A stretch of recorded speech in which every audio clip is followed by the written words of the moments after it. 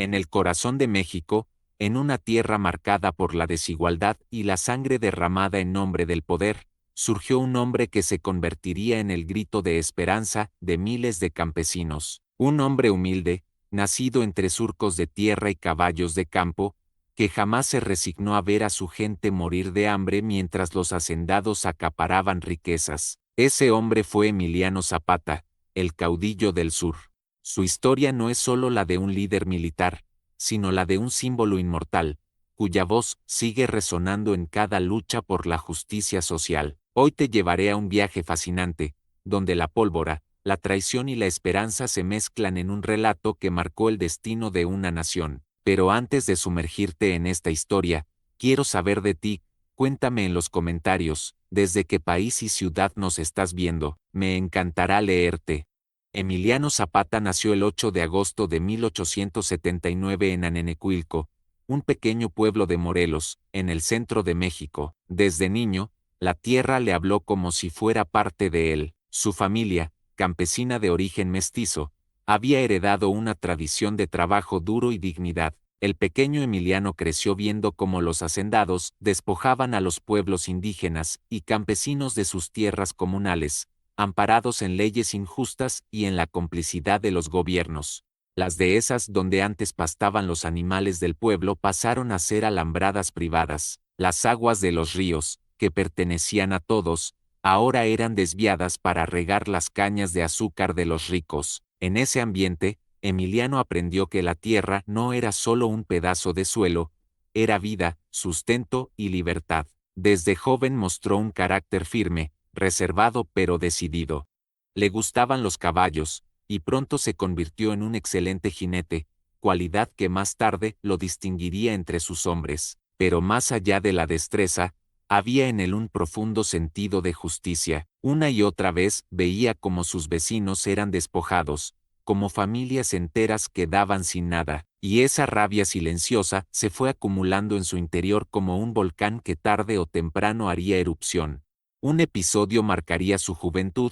Cuando tenía apenas 17 años, presenció como unos hacendados arrebataron por la fuerza tierras que pertenecían a su pueblo. Los ancianos intentaron resistirse, mostrando títulos antiguos que acreditaban su derecho, pero fueron ignorados. Emiliano, con la sangre hirviendo, juró ante sus vecinos que algún día lucharía por devolverles lo que les pertenecía. Ese juramento, hecho casi en secreto, sería el motor de toda su vida.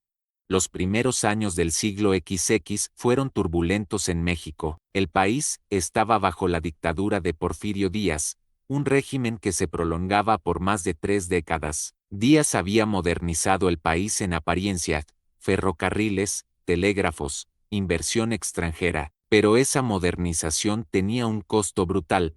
Los campesinos y trabajadores vivían en la miseria, mientras una élite cada vez más pequeña se enriquecía. En Morelos, la caña de azúcar dominaba la economía, y los hacendados, protegidos por el régimen, continuaban expandiendo sus dominios a costa de los pueblos. En ese contexto, Emiliano Zapata comenzó a destacar como defensor de su comunidad. Fue elegido en 1909 como jefe del pueblo de Anenecuilco, encargado de velar por las tierras y los derechos comunales. No era una figura política en el sentido tradicional, sino alguien en quien confiaban porque lo conocían, porque era uno de ellos.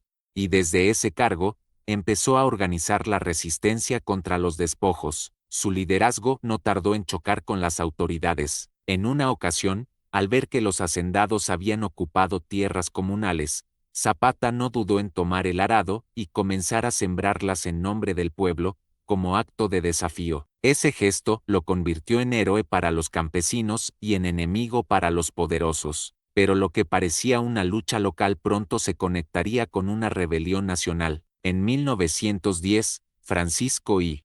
Madero, un hacendado ilustrado del norte, se levantó contra Porfirio Díaz con la promesa de democracia y justicia. El llamado de Madero prendió fuego en todo México, y Zapata vio en esa rebelión una oportunidad para su pueblo. Sin embargo, él lo tenía claro, la lucha no era solo por elecciones libres, sino, sobre todo, por la tierra. Esa consigna, que parecía simple, se transformaría en su bandera inmortal: la tierra es de quien la trabaja. Zapata organizó un pequeño ejército de campesinos en Morelos, armados con machetes, rifles viejos y una determinación feroz. Eran hombres y mujeres que no tenían nada que perder, y bajo su mando se convirtieron en una fuerza temida. Conocían el terreno como la palma de su mano, los cañaverales, las montañas, los ríos. Esa ventaja les permitía derrotar a ejércitos mucho mejor armados.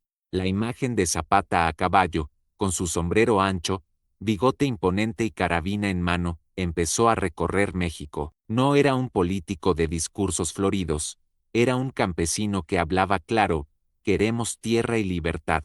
Y esas palabras encendieron la esperanza en miles de corazones. Sin embargo, su relación con Madero pronto se tornó conflictiva. Madero había prometido justicia agraria, pero al llegar al poder en 1911 fue ambiguo, temeroso de enemistarse con los hacendados.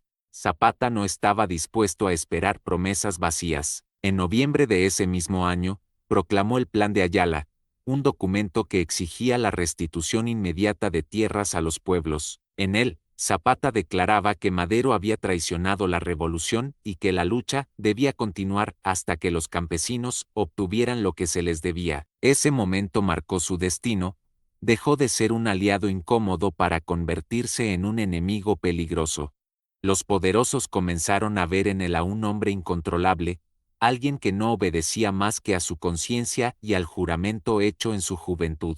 Pero para los campesinos, se volvió un mito viviente. En cada pueblo del sur, su nombre se pronunciaba con respeto y devoción. En esos primeros años de lucha, Emiliano no solo fue un guerrillero, también fue un organizador.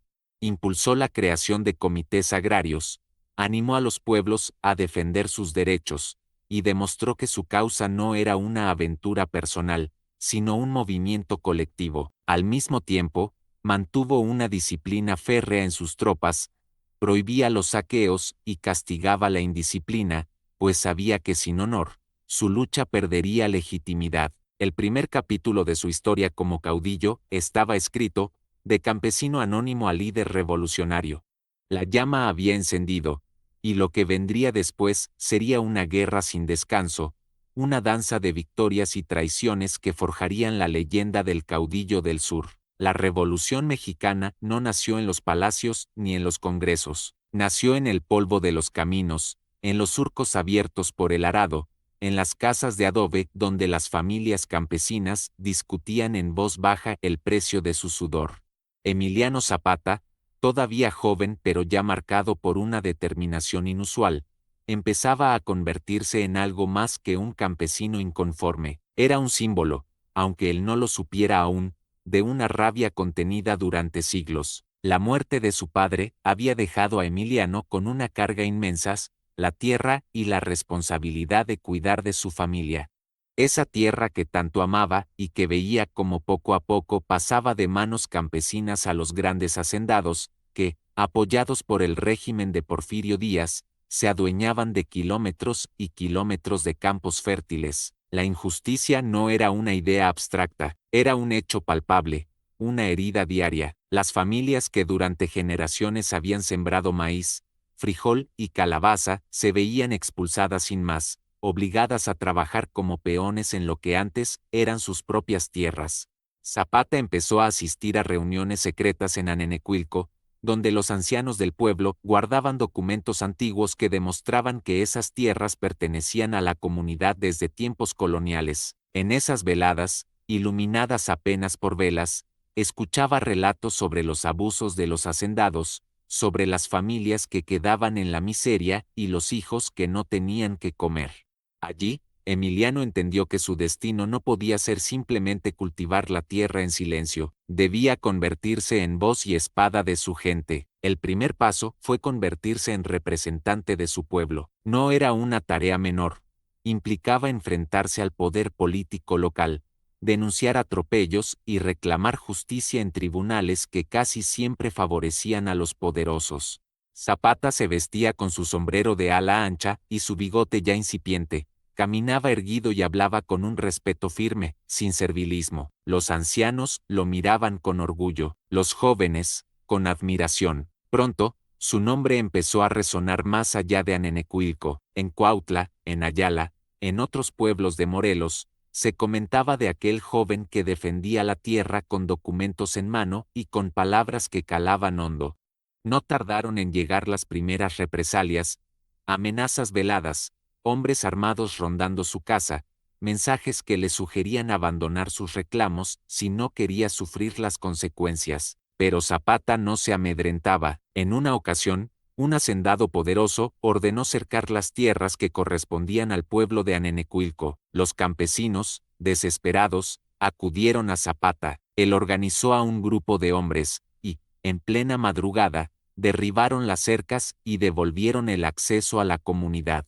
Esa acción, simple pero desafiante, se convirtió en leyenda. Los campesinos empezaron a verlo no solo como un representante, sino como un líder capaz de defender con hechos lo que proclamaba con palabras. Con el tiempo, Emiliano comprendió que las instituciones porfiristas nunca le darían la razón a los pueblos. Los jueces estaban comprados, los gobernadores eran cómplices de los hacendados, y el propio Porfirio Díaz sostenía su régimen en la alianza con esos poderes. Si quería justicia, debía buscarla fuera de las leyes impuestas por los opresores. Fue en ese momento cuando comenzó a gestarse el revolucionario. Mientras tanto, en el país se respiraba un aire de cambio. Francisco I. Madero, un hacendado del norte con ideas democráticas, empezaba a desafiar al viejo dictador Díaz. Sus discursos sobre elecciones libres y democracia llegaban hasta los pueblos de Morelos, y aunque los campesinos no entendían del todo el lenguaje político, sabían que cualquier movimiento contra Díaz podía ser una esperanza. Zapata siguió con atención estos acontecimientos. En 1910, estalló la Revolución Maderista. Emiliano, junto a su gente, se levantó en armas en Morelos. Su grupo era pequeño, mal armado y con apenas caballos y machetes, pero estaba impulsado por una convicción feroz: defender la tierra. Las primeras escaramuzas fueron rápidas y sorpresivas. Los zapatistas atacaban haciendas, liberaban tierras y huían antes de que el ejército federal pudiera reaccionar. Esa táctica, heredera de las guerrillas campesinas, se volvería su sello. El rostro de Emiliano Zapata empezó a convertirse en el de un caudillo. Con su sombrero ancho, su bigote bien cuidado y su mirada penetrante, montado en un caballo que parecía extensión de su cuerpo, inspiraba respeto y temor. Su figura ya no pertenecía solo a Morelos, se extendía como fuego por el sur de México. Los campesinos lo seguían no por promesas políticas, sino porque encarnaba la esperanza de recuperar lo que les habían arrebatado. La alianza con Madero parecía prometedora. Zapata apoyó la causa maderista, creyendo que con la caída de Díaz llegaría la restitución de tierras, y, en efecto, Díaz fue derrocado en 1911, pero la decepción llegó pronto. Madero, aunque bien intencionado, no impulsó con la fuerza necesaria la reforma agraria que los pueblos exigían. Zapata, que había confiado, se sintió traicionado. En ese mismo año, en una hacienda llamada Chinameca, Zapata redactó con sus hombres el famoso Plan de Ayala, un documento que sería su bandera y que marcaba la diferencia entre él y todos los demás líderes revolucionarios. En él, exigía la devolución inmediata de las tierras a los pueblos, la expropiación de las haciendas que habían robado terrenos comunales y el reparto equitativo de la tierra para quienes la trabajaban. Si Madero no cumplía, los zapatistas continuarían la lucha, incluso contra el nuevo presidente. El Plan de Ayala fue un acto de ruptura, pero también de visión histórica. Zapata no luchaba por cargos políticos, no aspiraba a la presidencia ni al poder central. Su meta era clara y sencilla: la tierra es de quien la trabaja. Esa frase se convertiría en lema inmortal. La respuesta de Madero fue ambigua, y el enfrentamiento se volvió inevitable. El ejército federal, que alguna vez había combatido a Díaz, ahora perseguía a los zapatistas. Emiliano se internó en las montañas y los cañaverales de Morelos, utilizando su conocimiento del terreno para resistir. Los federales tenían rifles, cañones y hasta trenes blindados, pero Zapata tenía algo más poderoso: el apoyo absoluto de su pueblo. Las mujeres de los pueblos lo alimentaban y escondían, Los niños servían de mensajeros, los ancianos lo aconsejaban. Cada victoria, aunque pequeña, era celebrada como si fuera un triunfo gigantesco. Cada derrota, aunque dolorosa, reforzaba la convicción de que la causa era justa. Fue en esos años cuando Zapata consolidó su figura como caudillo del sur. No era un político de discursos floridos, era un hombre del campo, con palabras sencillas que todos comprendían. Su liderazgo era carismático y humano, comía con sus soldados, dormía en el suelo como ellos, compartía los mismos peligros. Esa cercanía lo convirtió en leyenda viva. Poco a poco, los hacendados del sur comenzaron a temblar. Sus fortunas, construidas sobre la miseria campesina, estaban en riesgo. El nombre de Emiliano Zapata ya no era solo un rumor, era un grito que atravesaba cañaverales y montañas. Y en el horizonte, la Revolución Mexicana se volvía cada vez más compleja, con nuevos actores, nuevas traiciones y nuevos retos que pondrían a prueba la fidelidad del caudillo del sur, a su ideal supremo, la tierra y la libertad. El eco del Plan de Ayala resonaba con fuerza en cada rincón del sur de México. Los campesinos lo recitaban como si fuera una oración sagrada, mientras los hacendados lo maldecían en la intimidad de sus mansiones. Emiliano Zapata había pasado de ser un líder local a convertirse en el enemigo público número uno del gobierno de Francisco I. Madero. La revolución, que prometía libertad y justicia, empezaba a fracturarse. En Morelos, la guerra se volvía cotidiana. Cada amanecer traía consigo el humo de algún cañaveral incendiado, el repicar de los cascos de caballos y el grito de hombres armados con machetes y viejos rifles. Los zapatistas, aunque carecían de armas modernas, dominaban el terreno como nadie. Sus guerrillas aparecían de pronto, atacaban un destacamento federal, se llevaban las armas y desaparecían entre los cañaverales como fantasmas. Zapata no solo era estratega militar, también era un maestro en la construcción de lealtades. Visitaba los pueblos, escuchaba a las familias, preguntaba por las cosechas y se aseguraba de que la lucha no se despegara nunca de su verdadero propósito, la tierra. Sus hombres lo seguían porque lo sentían suyo, no como un jefe distante, sino como un hermano mayor dispuesto a dar la vida junto a ellos. Mientras tanto, en la capital, Madero enfrentaba presiones de todos los frentes. Los hacendados exigían mano dura contra Zapata, acusándolo de bandolero y de agitador peligroso. Los generales del viejo porfirismo, que aún conservaban poder, lo presionaban para exterminar a los rebeldes. Madero dudaba, buscaba conciliación, pero esa vacilación resultó fatal.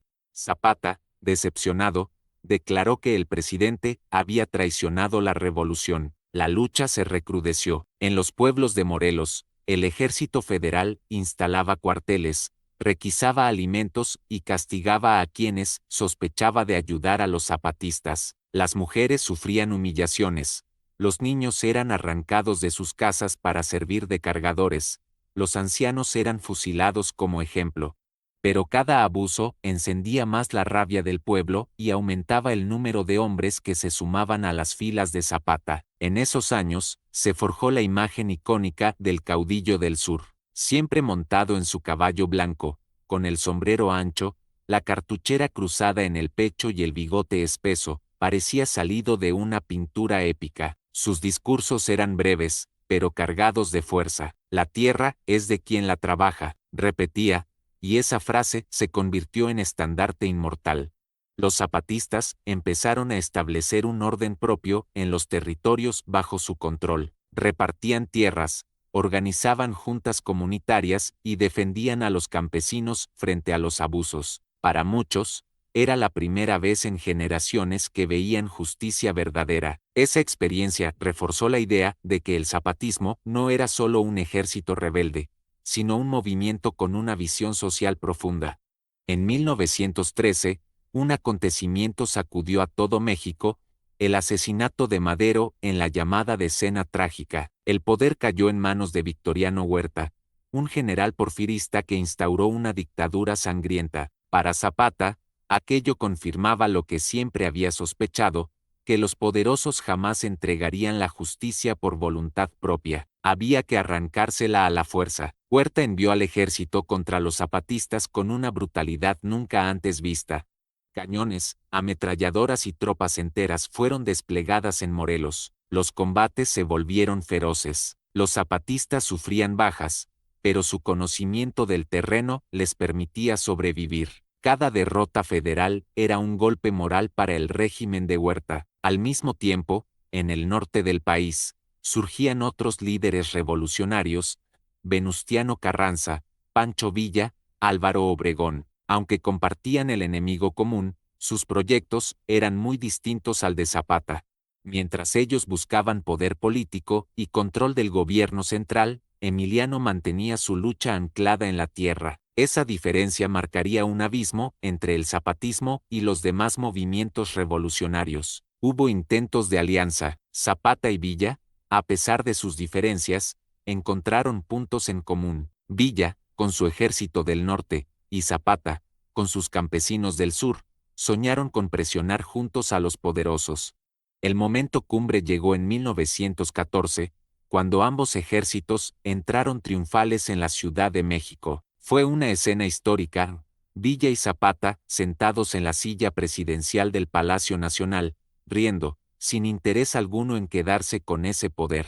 Para ellos, la capital no era el fin de la lucha, sino apenas un símbolo. Pero esa unión fue breve. Carranza, astuto y ambicioso, maniobró para consolidar su liderazgo.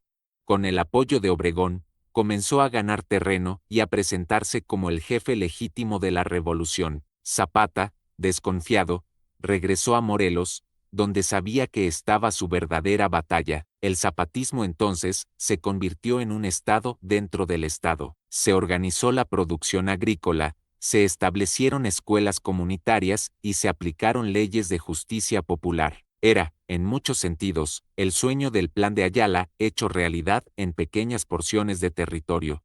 Sin embargo, esa experiencia estaba constantemente amenazada por las ofensivas del gobierno central. Los años pasaban, y la guerra parecía no tener fin. Zapata resistía, pero la presión aumentaba. Los campesinos estaban agotados, los recursos escaseaban y el cerco militar se hacía más estrecho. Sin embargo, Emiliano nunca cedió. Ni las ofertas de amnistía, ni las promesas de cargos políticos, ni las amenazas de muerte lograron quebrarlo. El caudillo del sur sabía que la revolución no era cuestión de individuos, sino de pueblos enteros. Si muero, no importa, otros continuarán. Mientras haya campesinos sin tierra, habrá lucha, solía decir. Y esas palabras no eran retórica vacía, eran el reflejo de una convicción absoluta. La figura de Zapata se volvió mito en vida. Para los campesinos, era un héroe que encarnaba la esperanza. Para los hacendados y el gobierno, era un fantasma imposible de atrapar. Sus enemigos lo describían como feroz, indomable, casi sobrenatural. Y tal vez tenían razón, porque Emiliano no luchaba por ambición personal, sino por un ideal más grande que él mismo. Cada batalla, cada marcha, cada proclama lo acercaba a su destino trágico. El gobierno sabía que mientras Zapata viviera, la revolución no estaría completa. Se urdían planes de traición, se tejían alianzas secretas y se afilaban las dagas en la sombra. El caudillo del sur, aunque desconfiado, no imaginaba cuán cerca estaba la traición definitiva que lo marcaría para siempre en la historia de México. El destino de Emiliano Zapata comenzaba a cerrarse como un círculo inevitable. Años de lucha habían desgastado a sus tropas, a sus comunidades y a él mismo, pero nunca a sus ideales. El Plan de Ayala seguía siendo su bandera, aun cuando el país entero parecía moverse en otra dirección. En 1917, Venustiano Carranza consolidó su poder como presidente de México. La nueva constitución fue presentada como el gran triunfo de la revolución. Incluía, en teoría, artículos sociales que hablaban de tierra, educación y derechos laborales. Muchos celebraron aquellas páginas como el comienzo de una nueva era, pero para Zapata, que había visto morir a miles de campesinos defendiendo sus parcelas, aquello era papel mojado. La tierra no se escribe en leyes, decía, se trabaja con las manos. Desde el Palacio Nacional, Carranza veía a Zapata como el último obstáculo para pacificar el país. El sur resistía, indomable, mientras el resto de las fuerzas revolucionarias se acomodaban en el nuevo orden. La presencia de Emiliano era un recordatorio incómodo de que la revolución seguía incompleta. Por eso, se tomó la decisión, había que eliminarlo. La estrategia no sería una batalla abierta. El gobierno sabía que los zapatistas eran difíciles de derrotar en combate directo. Así nació el plan de la traición. El encargado sería el coronel Jesús Guajardo, un joven militar federal con ambición y fama de disciplinado. Guajardo fingiría un descontento con Carranza y buscaría ganarse la confianza de Zapata. El teatro comenzó. Guajardo envió cartas al caudillo del sur, expresando su admiración y su supuesto deseo de unirse a su causa. Zapata, siempre receloso, dudaba. Había visto demasiadas mentiras en la política mexicana. Pero la situación era crítica, necesitaba armas, hombres y aliados. La propuesta de Guajardo parecía una oportunidad imposible de rechazar. Para reforzar la farsa, Guajardo incluso organizó un falso motín contra tropas federales, ejecutando a varios soldados para demostrar su lealtad al zapatismo. El engaño era perfecto. Varios de los más cercanos a Emiliano lo advirtieron: «General, es una trampa, no confíe». Pero Zapata, cansado de tantos años de guerra y sediento de una salida, decidió aceptar el encuentro. La cita quedó pactada para el 10 de abril de 1919 en la hacienda de Chinameca, en Morelos. El lugar estaba rodeado de tropas federales ocultas, listas para actuar. Zapata, sin imaginar el destino que lo esperaba, llegó acompañado de un pequeño grupo de hombres de confianza. El sol caía implacable sobre los campos cuando Emiliano, montado en su caballo blanco, se acercó a la entrada de la hacienda. Guajardo lo esperaba con sonrisa amable y la mano extendida. Detrás de las paredes, más de 200 fusiles estaban cargados y apuntando. Los zapatistas miraban alrededor, inquietos. Algo no encajaba. El silencio era demasiado tenso, los soldados demasiado quietos. Pero Zapata, firme, avanzó. Su figura imponente, el bigote espeso, la cartuchera cruzada en el pecho, parecía la encarnación misma de la resistencia campesina. En ese instante, sonó el silbato, las puertas de la hacienda se cerraron de golpe y un estruendo de disparos rompió el aire. Una lluvia de balas atravesó el cuerpo de Emiliano Zapata. Su caballo se encabritó. Los zapatistas intentaron responder, pero todo fue inútil. El caudillo del sur cayó abatido, su cuerpo perforado, mientras la tierra que tanto defendió se teñía de rojo. El silencio posterior fue insoportable. Guajardo, frío y calculador, contempló el cadáver. Había cumplido la misión encomendada por Carranza. Zapata, el mito viviente, había sido traicionado. La noticia se esparció como pólvora. En Morelos, los campesinos lloraron y maldijeron. Algunos se negaban a creerlo. «No puede estar muerto», decían. «Zapata no muere». En pueblos enteros, surgió la leyenda de que Emiliano había escapado, que seguía vivo, que regresaría un día a reclamar justicia. Así nació el mito eterno: Zapata vive. El gobierno creyó que con su muerte terminaría la resistencia, pero ocurrió lo contrario. La figura de Zapata se volvió inmortal. Su nombre se convirtió en grito de guerra, en bandera de lucha, en promesa de regreso. Los campesinos siguieron levantando machetes en su nombre. Su imagen, montado en el caballo blanco, se multiplicó en corridos, murales y relatos orales. Los años posteriores demostraron que el sacrificio de Emiliano no fue en vano. Sus ideas inspiraron movimientos agraristas, reformas sociales y generaciones enteras que siguieron creyendo que la tierra debía pertenecer a quien la trabajara. Cada protesta campesina, cada huelga rural, cada marcha indígena, llevaba consigo el eco del caudillo del sur. Incluso sus enemigos reconocieron, en silencio, que lo habían subestimado. Zapata no necesitó tomar la presidencia, ni acumular riquezas, ni dejar descendientes poderosos. Su legado estaba sembrado en la tierra, en la esperanza de los pobres, en la dignidad de los olvidados. Hoy, más de un siglo después, su nombre sigue vivo en plazas, calles, escuelas y ejércitos de resistencia. Emiliano Zapata no fue solo un líder militar, fue un símbolo universal de justicia social. Y aunque sus huesos descansan en una tumba, su espíritu cabalga todavía en cada lucha contra la opresión, porque Zapata no murió aquel 10 de abril en Chinameca, ese día apenas comenzó su eternidad. La muerte de Emiliano Zapata en Chinameca fue pensada por sus enemigos como un punto final. Creyeron que bastaría un silbato, una emboscada y un cuerpo perforado por las balas para apagar la voz del sur. Pero lo que ocurrió fue exactamente lo contrario. Con su caída nació el mito.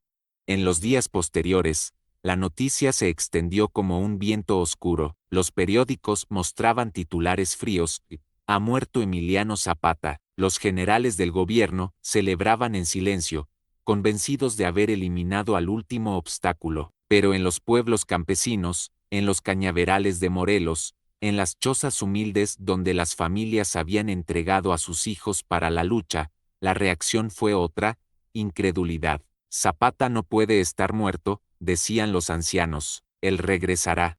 Montará de nuevo su caballo blanco y nos guiará. Así comenzó la leyenda del Zapata inmortal. Para muchos, no había muerto y se había retirado a la sierra, esperando el momento de volver. Otros aseguraban haberlo visto en distintas regiones, cabalgando en la distancia como un fantasma protector. El gobierno quiso exhibir su cadáver para convencer al pueblo, pero aquello no logró apagar la fe. Al contrario, las imágenes solo alimentaron la furia.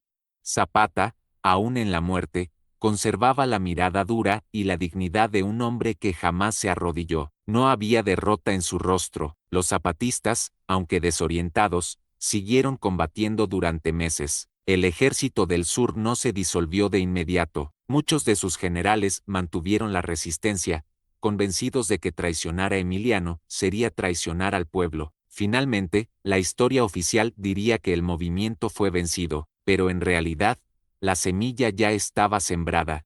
El plan de Ayala, escrito con tinta de indignación años atrás, continuó siendo un faro para las generaciones siguientes. Décadas después, sus demandas por la tierra reaparecieron en cada reforma agraria, en cada lucha campesina, en cada levantamiento indígena. La consigna "la tierra es de quien la trabaja" trascendió a la política y se volvió un grito universal de justicia.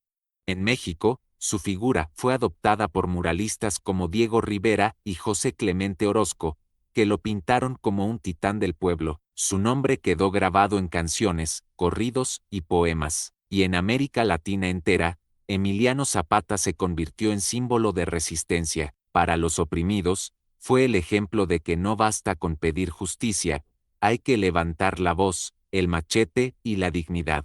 Pero lo más impactante es que su influencia nunca se apagó. En los años 90, en Chiapas, el Ejército Zapatista de Liberación Nacional, ESN, eligió su nombre para continuar la lucha por los pueblos indígenas. Más de 70 años después de su muerte, los rebeldes volvieron a gritar: "Zapata vive, la lucha sigue". Esa frase, que recorre plazas y manifestaciones, demuestra que su legado es indestructible. Hoy, más de un siglo después, podemos preguntarnos, ¿qué lo hace tan eterno? No fue presidente, no acumuló riquezas, no fundó un imperio. Lo que lo inmortalizó fue su coherencia absoluta. Emiliano Zapata murió siendo exactamente lo que siempre prometió ser: un hombre al servicio de los campesinos. Nunca negoció su causa, nunca se vendió al poder, nunca traicionó a los suyos. Eso es lo que convierte a los hombres en leyenda, no las coronas ni los palacios, sino la capacidad de mantenerse firmes incluso frente a la muerte.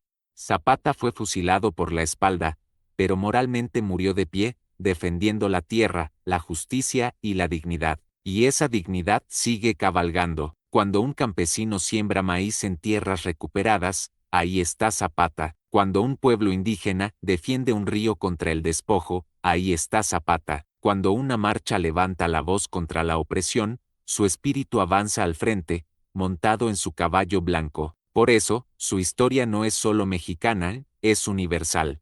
Es la historia de todos los pueblos que alguna vez fueron despojados y que, sin importar el tiempo ni las fronteras, siguen luchando por justicia. Cuéntame en los comentarios, ¿crees que Emiliano Zapata fue derrotado en Chinameca, o su espíritu sigue vivo en cada lucha por la tierra? Porque si algo nos demuestra esta historia, es que los ideales no se matan con balas. Y aunque los poderosos lo quisieron borrar, Emiliano Zapata se convirtió en lo que más temían, un mito eterno, imposible de asesinar. Suscríbete para descubrir más historias reales que cambiaron el mundo y acompáñanos en este viaje por las vidas de los hombres y mujeres que jamás pudieron ser olvidados. Zapata cayó una tarde de abril, pero su voz aún resuena en las montañas, en los campos y en el corazón de quienes creen en un mundo más justo. Y cada vez que alguien grita, tierra y libertad, ahí, en ese eco, Emiliano vuelve a cabalgar.